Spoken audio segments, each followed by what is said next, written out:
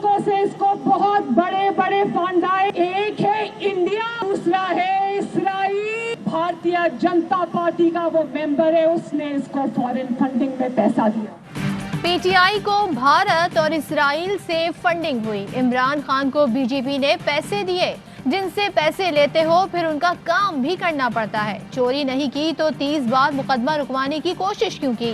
कहते हैं मुझे नहीं पता, ये मेरे एजेंट्स ने किया। मरियम नवाज की इस्लामाबाद के स्टेज से हुकूमत पर गोलाबारी। कहा स्टेट बैंक ने पीटीआई के 23 खुफिया अकाउंट्स पकड़े। स्क्रूटनी कमेटी को ऊपर से कहा गया इन पर हाथ हौला रखो। ये भी बता दो तुम्हें इक्तदार में लाने वाले और साकिब और अमीन करार देने वाले एजेंट कौन थे?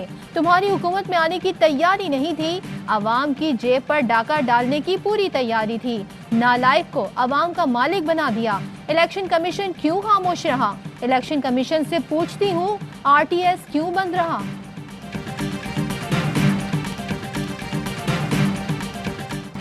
इलेक्शन कमीशन बदतरीन दबाव, मफाद परस्ती का शिकार हो चुका। मौलाना फजलुर रहमान भी हुकूमत पर बरस पड़े।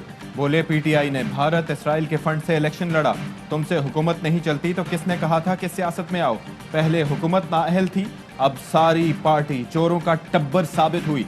मुल्क पर डफली बजाने वाले को मुसल्लत कर दिया गया। कौम से झूठ बोला, गैर मुल्की फंडिंग छुपाई। अवाम ने आज एक नमूना दिखा दिया। लॉन्ग मार्च आएगा तो हुक्मरानों को भागने का रास्ता नहीं मिलेगा। मदारिस के तलबा आकिल और बालिग हैं। इन तलबा से क्या दुश्मनी है? शेख रशीद स्टूडेंट थे तो जलसों में डांस किया करते थे।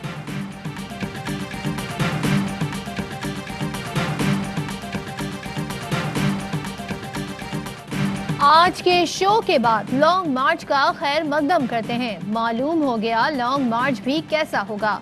पीडीएम को रेड जोन में एहतजाज की इजाजत दी, कोई रुकावट खड़ी नहीं की, फिर भी ये 3000 से ज्यादा लोग जमा ना कर सके। वजीर दाखिला शेख रशीद का जवाबी वार। कहा मौलाना फजलुर रहमान के साथ फिर हाथ हो गया। बिलावल भुट्टो उमरकोट में जश्न मना रहा है और ये छोटे से मजमे के साथ ख्वार हो रहे हैं। सूरज मशरिक के बजाय मगरिब से तुलू हो जाए, इमरान खान इन्हें एनआरओ नहीं देंगे।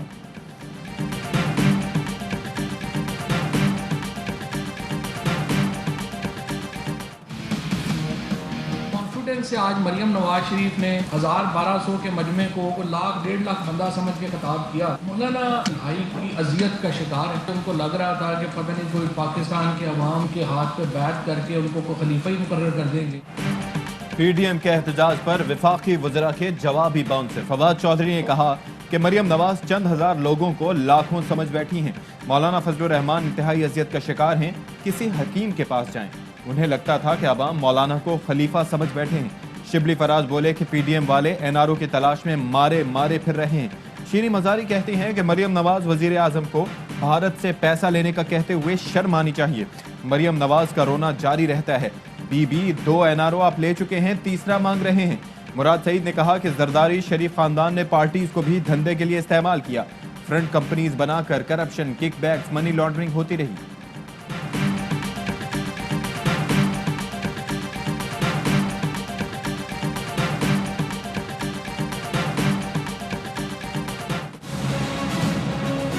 कमीशन को जवाब देना पड़ेगा कि ये तो ना सिर्फ कठपुतली है, ये ना सिर्फ सिलेक्टेड है, ये तो स्पॉन्सर्ड भी है। तहरीक इंसाफ की हुकूमत फॉरेन फंडिंग से इख्तिदार में आई। आज तमाम जमहूरी कुव्वतें इलेक्शन कमीशन के बाहर खड़ी हैं। इलेक्शन कमीशन को जवाब देना पड़ेगा। बिलावल भुट्टो जरदारी कहते हैं ये नाजायज, नालायक और नाअहल वजीर आजम है। उमरकोट के अवाम ने सिलेक्टेड को रिजेक्टेड कर दिया। कठपुतली को इस्तीफा देना पड़ेगा। इस्तीफा ना दिया तो अवाम इस्लामाबाद पहुंचकर छीन लेंगे। ये शख्स के जो सबको कहता था रसीदें दो, जब अपनी रसीदें देने की बारी आई है तो मुंह छुपाता फिर रहा है। जो सबको कहता था रसीदें दो, अब मुंह छुपाता फिर रहा है। लॉन्ग मार्च होगा, इसके इख्तिदार को खत्म करके दम लेंगे। एहसन इकबाल कहते हैं कि वजीर आजम के दफ्तर में बैठा शख्स 6 साल से एनआरओ पर पल रहा है। सबूत इलेक्शन कमीशन में जमा हो चुके। एएनपी के रहनुमा अमीर हैदर खान होती बोले कि 6 साल गुजर गए, सिलेक्टेड के खिलाफ कार्रवाई क्यों नहीं की गई? इलेक्शन कमीशन ने काम किया होता तो आज एहतजाज ना करना पड़ता। मोहतरम फजल रहमान से रिक्वेस्ट करूंगा, फतवा दे कि भूख की सूरत में सरकारी गोदामों को लूट के खाओ, मजे करो। ऐसी तकरीरें हुई तो फिर शायद हालात हमारे बस से निकल जाएं। इस्लामाबाद में भी महमूद खान अचकजई इंतशार फैलाने से बाज न आए। इलेक्शन कमीशन के सामने एहतजाज में भी आवाम को उकसाते रहे। मौलाना फजल रहमान फतवा दें, सरकारी गोदामों को लूट लिया जाए। विफाकी वजीर दाखिला शेख रशीद का जवाबी रद्द अमल, कहा महमूद अचकजई की तरह तकरीरों से हमारे हालात हमारे बस से निकल सकते हैं। सियासत से लेकर मुल्क के खिलाफ साजिशों तक मौलाना हर मुहाज पर नाकाम हुए। शरपसंदी के बाद पीडीएम का इलेक्शन कमीशन से उम्मीद लगाना नाकामी का सबूत है। मुआविन खुसूसी शहबाज गिल कहते हैं कि 11 जमाती करप्ट अलायंस का 1100 वर्कर्स जमा न करना बाइस शर्म है। फिरदौस आशिक आवान ने कहा कि मौलाना साहब के पेट में उठने वाला दर्द इख्तदार का है। ये इस अज़्म से जा रहे हैं, न खेलेंगे न खेलने देंगे।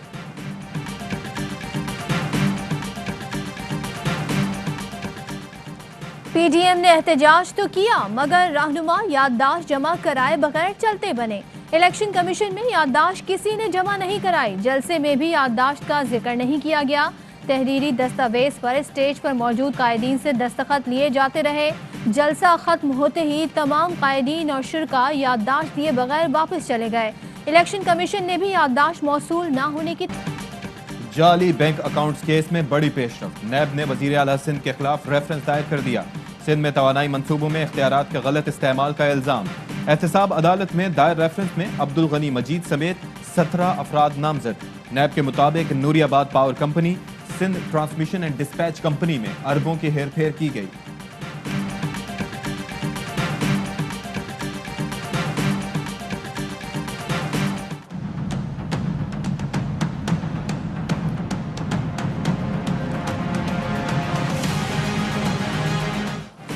Salim Mandviwalla Kidney Hills plots allotment case में बाकायदा मुल्जिम नामजद। इस्लामाबाद की एहतसाब अदालत ने डिप्टी चेयरमैन सेनेट समेत दीगर मुल्जिमान को 4 फरवरी के लिए नोटिस जारी कर दिए।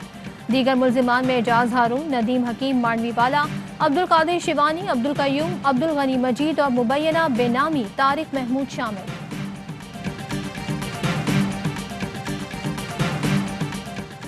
वारंट गिरफ्तारी के इजरा और हाजिरी से इस्तिस्ना की दरखास्त मुस्तरद होने पर शहबाज शरीफ की अहलिया नुसरत शहबाज ने लाहौर हाई कोर्ट से रुजू कर लिया। एहतसाब अदालत का फैसला कलअदम करार देने की इस्तदा। मौक़िफ़ अपनाया कि अरसा दराज से बैरून मुल्क इलाज की गर्ज से मुकीम हूँ, जिसके बायस अदालत नहीं आ सकती।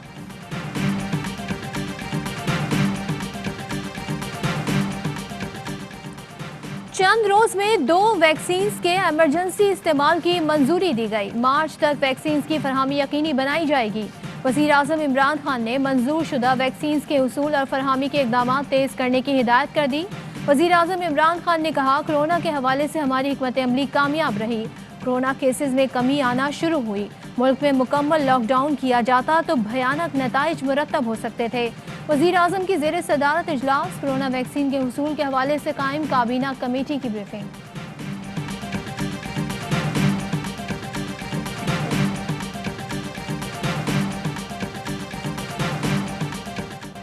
सिंथिया रिची झूठी, अली जफर झूठे मगर उमैर राना सच्चे। जिनसी हरासगी के एक जैसे इल्जामात पर मीशा शफी की गवाह। इफ़त उमर का दोहरा मयार। अली जफर के मीशा शफी के खिलाफ हितक इज्जत केस में इफ़त उमर ने उमैर राना पर जिनसी हरासगी के इल्जाम पर गलत बयानी की तो अली जफर के वकील ने फेसबुक पोस्ट दिखा दी। मीशा शफी के जिनसी हरासगी के इल्जामात के बाद अली जफर के घर जाने के सवाल पर गवाह का इजहार ला इल्मी। कहा, मीशा ही बता सकती हैं कि वो दोबारा गई या नहीं। उनके खिलाफ ही माजी में झूठी मुहिम चलाई गई जिस पर नर्वस ब्रेकडाउन हुआ। बात खुदकुशी तक पहुंच गई थी। सच है कि झूठे इल्जामात उस शख्स का खानदान तबाह कर देते हैं। इल्जाम लगाने वालों को ही सबूत देने चाहिए। गुलकार अली जफर के मद्दाहों की अदालत के बाहर नारेबाजी।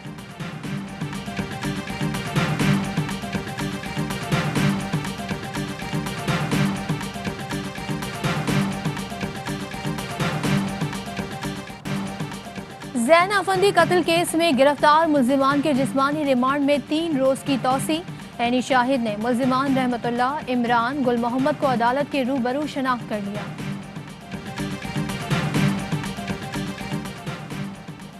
राय मोहम्मद ताहिर आईजी बलूचिस्तान तैनात। नोटिफिकेशन जारी। राय ताहिर सीटीडी पंजाब के सरबराह हैं।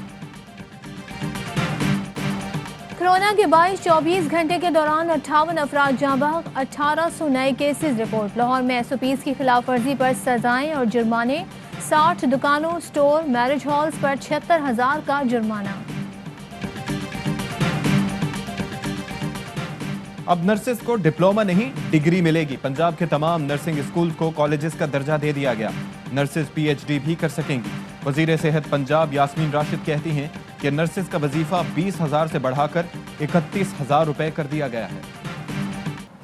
FBR इस्लाहात की बदौलत पाकिस्तान के सरहद पार तिजारती इंडेक्स रैंकिंग में 31 दर्जे बेहतरी। पाकिस्तान 142 में से 111वें नंबर पर आ गया।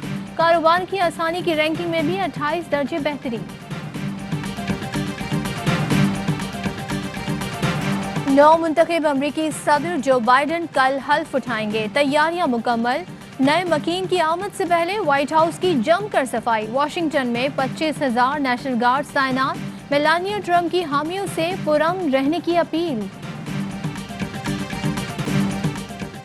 33 साल की बादशाहत खत्म। 1988 से गाबा में नाकाबिले शिकस्त ऑस्ट्रेलिया को भारत ने टेस्ट मैच में हरा दिया। आखिरी रोज 328 रन का हदफ 7 विकेटों पर हासिल करते हुए सीरीज अपने नाम कर ली।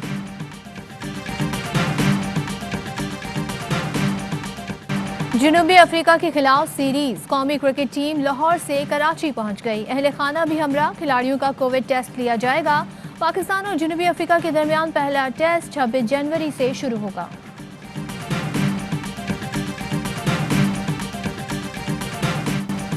शायकीन क्रिकेट के लिए खुशखबरी। PSL के छठे एडिशन में मखसूस तादाद में फैंस को इजाजत दिए जाने का इम्कान। जराये के मुताबिक इंतजामिया ने NCOC से इजाजत मांग ली।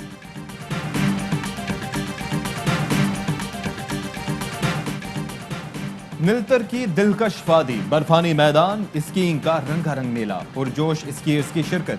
पाक फजाइया के स्कीयर्स ने Shah Khan alpine ski cup में 5 तमगे जीतकर मैदान मार लिया। और पाकिस्तान में 1 तोला सोने की कीमत 1,10,501 रुपए हो गई। 1 ग्राम सोना 9,473 रुपए 70 पैसे का हो गया। 1 मिलीग्राम सोना 9 रुपए 47 पैसे का है। UAE में 1 मिलीग्राम सोना 21 फिल्स का हो गया।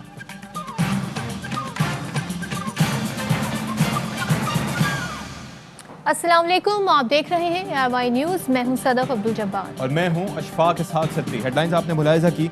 एक ब्रेक के बाद हाजिर होंगे खबरों की तफसील के साथ।